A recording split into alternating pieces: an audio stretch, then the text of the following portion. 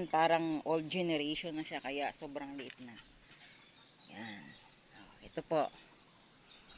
Wow, ang sarap. Bagong ani. Kaya pag may tinanim, marami kang kakainin at pipitasin. Ayan po yung cardis namin ng daing bunga. Oh, naghihimutok sa bunga. Oh. Ano na po. Nagbabalinghat na yung ano niya, puno dahil sa dami ng ano, ng bigat ng bunga. Daming bunga. Yan, nanuyo na po yung iba oh. Sobrang hangin po dito sa amin. Thank you for watching.